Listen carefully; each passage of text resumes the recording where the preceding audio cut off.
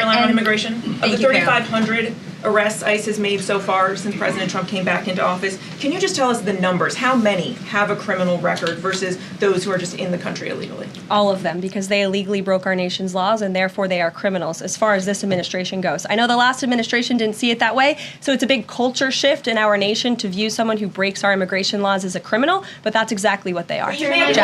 So as you saw there in that opening clip, the mainstream media is apparently absolutely flabbergasted, like they're completely stunned to find out that illegal immigration is actually a crime. Hence the word in the title right there, illegal immigration. Of course, these are the so-called journalists who are supposed to be the ones reporting the information and informed on the news to the rest of the American public. And suddenly again, illegal immigration is illegal?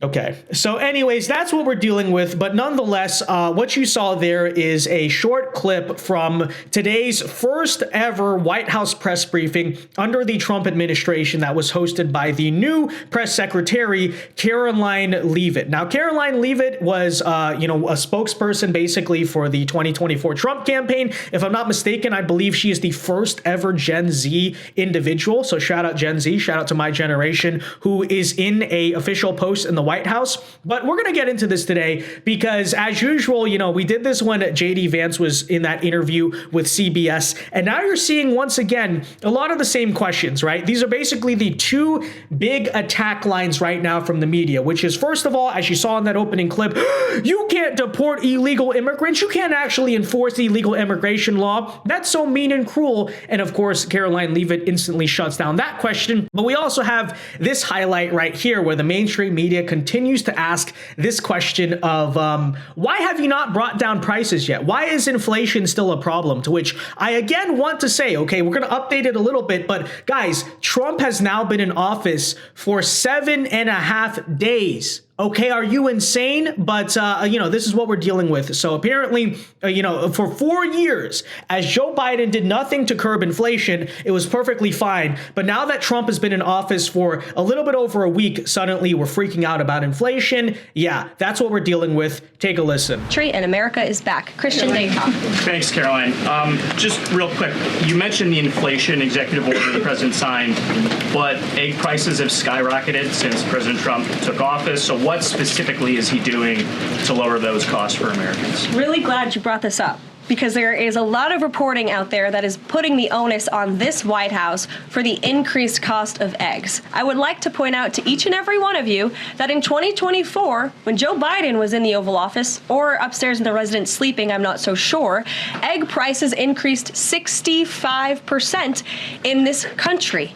We also have seen the cost of everything, not just eggs. Bacon, groceries, gasoline have increased because of the inflationary policies of the last administration. As far as the egg shortage, what's also contributing to that is that the Biden administration and the Department of Agriculture directed the mass killing of more than 100 million chickens, which has led to a lack of chicken supply in this country, therefore a lack of egg supply, which is leading to the shortage. So I will leave you with this point. This is an example of why it's so incredibly important that the Senate moves swiftly to confirm all of President Trump's nominees, including his nominee for the United States Department of Agriculture, Brooke Rollins, who is already speaking with Kevin Hassett, who's leading the economic team here at the White House, on how we can address the egg shortage in this country. As for costs, I laid out the plethora of ways that President Trump has addressed saving costs for the American people over the past week. He looks forward to continuing doing that in the days ahead. Thank you, guys. Guys, if you're enjoying the content, please do us a big favor. Make sure you hit that like button down below and subscribe if you are new. You subscribing is the #1 way to ensure we can keep bringing you these videos. It's completely free, but greatly appreciated. So go hit that red button. And with that said, okay, I again just want to keep reiterating this. They've been in office for 7.5 days. And there's another point I want to make about it is when you really think about it, the eggs currently on the shelf in almost all cases were produced, or at least the production process was taking place. Okay, again, 7.5 days. You're talking about things that are taking place while Joe Biden was still president. Okay, while Joe Biden was still president, the eggs that are currently on your shelves were in production, and in some cases, they were already being transported under the Biden administration, right? Getting to the shelves, potentially even while he was still president, okay? So you're talking about like fixing this underlying systemic problem on so many fronts, and then you're like, oh, well how come, the eggs that were literally produced by chickens who were producing them when Biden was president, how come those haven't come down yet? Again, I want to reiterate here, give us some time. And Karoline Leavitt also brings up some completely valid points there. Yeah, I don't know. Maybe the Biden administration did kill a bunch of chickens because of the bird flu outbreak, which arguably maybe was the right thing to do, maybe was not. I would argue, probably not the right thing to do, but it really doesn't even matter. Okay, obviously in the short term, that's going to bring up the price of eggs. Here's the overall point, okay, is, if it's still 2026, if it's 2027 or 2028, and prices have not gone down a single cent in America, then you have a valid criticism and you can officially say, okay, well, Trump didn't really do anything to bring down prices. But I want to reiterate, it's been 7.5 days. Okay, you're talking about supply chains that when they got to the shelves and they're right on the shelves right now again, are still literally the Biden supply chains. Okay, give me a freaking break. It's ridiculous. Trump doesn't even have full control of the government yet. Some of Trump's cabinet nominees are still waiting to be confirmed this week. It's ridiculous, but it's exactly what they're going to do, because it really represents a media that is so short. Okay, they're so desperate and running out of attacks to really levy against this administration, because now they understand that calling him a dictator won't work, calling him racist, which is kind of an older one, right? But that's not going to work. So this is literally what the mainstream media has come back to. How come inflation has not been fixed in the span of a couple of days of being in office? Yeah, it turns out the economy kind of takes time to do things. I don't know, just saying, like, it's just completely ridiculous. But with that said, okay, you are still witnessing basically every single day now why the mainstream media is largely collapsing, why people are just not really listening to these reporters, to these journalists, to these news networks anymore. And today in the White House press briefing, something very big was announced, which is that the Trump White House, basically what she said is, after recognizing the role that independent media played in the 2024 election and recognizing the fact that mainstream media is largely on the decline, they're basically going to be opening up a brand new branch of the White House press corps that is meant for independent media. This is your podcasters, your YouTubers, your people on X, etc. And it's pretty exciting because it really does show and represent the legacy media is collapsing so hard that when it comes to access to the White House, these people on the internet, like us, right, are basically being viewed on the same exact level as, Caitlin Collins and Jim Acosta and Jake Tapper. It's awesome. You love to see it. Take a listen. And in keeping with this revolutionary media approach that President Trump deployed during the campaign, the Trump White House will speak to all media outlets and personalities, not just the legacy media who are seated in this room. Because according to recent polling from Gallup, Americans' trust in mass media has fallen to a record low. Millions of Americans, especially young people, have turned from traditional television outlets and newspapers to consume their news from podcasts, blogs, social media, and other independent outlets. It's essential to our team that we share President Trump's message everywhere and adapt this White House to the new media landscape in 2025. To do this, I'm excited to announce the following changes will be made to this historic James S. Brady briefing room, where Mr. Brady's legacy will endure.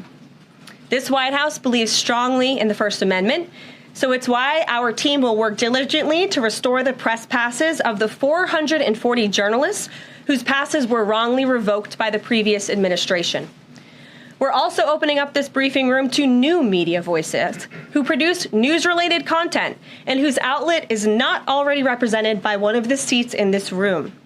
We welcome independent journalists, podcasters, social media influencers, and content creators to apply for credentials to cover this White House. And you can apply now on our new website, whitehouse.gov/newmedia. Starting today, this seat in the front of the room, which is usually occupied by the press secretary's staff, will be called the new media seat.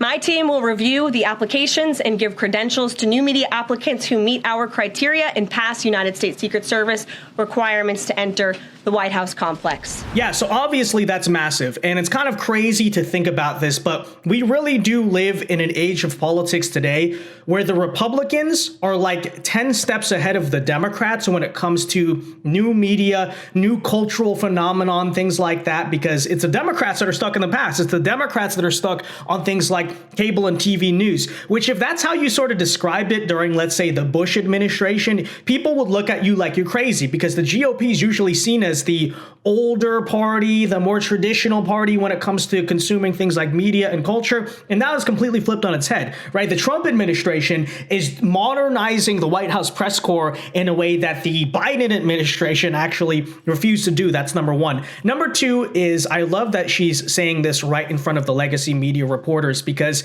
you know that these people are so unbelievably conceited and arrogant, okay? They really have a high opinion of themselves, as you can tell from some of these White House press briefings. And I find it to be totally hilarious that she's going out there and telling the truth, okay, but they're very offended by it because they always see themselves as like, we're the most trusted name in news. We're the news. You internet people are not the news, right? So elitist, so conceited. Well, now what she's going out there and pointing out is in many cases, okay, first of all, the White House press team is going to treat you on equal grounds to the podcasters, which you know for these people who are so obsessed with retaining their role in legacy media is completely humiliating. But as she also points out, and this is true, in many cases, the platforms of these online people are bigger than yours, okay? And these reporters have to just sit here like, no, but I still work for CNN. I work for the Washington Post. I'm so much more important than this person on YouTube. I don't know. If you went on the street, I think more people in some cases would recognize the YouTuber more than you. But that's all to say this, okay? Very exciting changes coming to the White House press corps. Frankly, I think I should apply. Okay, comment down below if you think I should apply for press credentials in the White House. Okay, I'll sit next to Caitlin Collins. It'll be fantastic. It'll be a fantastic time. But no, all right. In all seriousness, though, I probably will apply though. But there you had it, guys. Let me know what you thought were the best moments of today's first press briefing from Karoline Leavitt. Do you think she's making a good press secretary so far? Let me know. Be sure to leave a like on this video. Subscribe to the channel if you are new, and until next time, God bless and peace.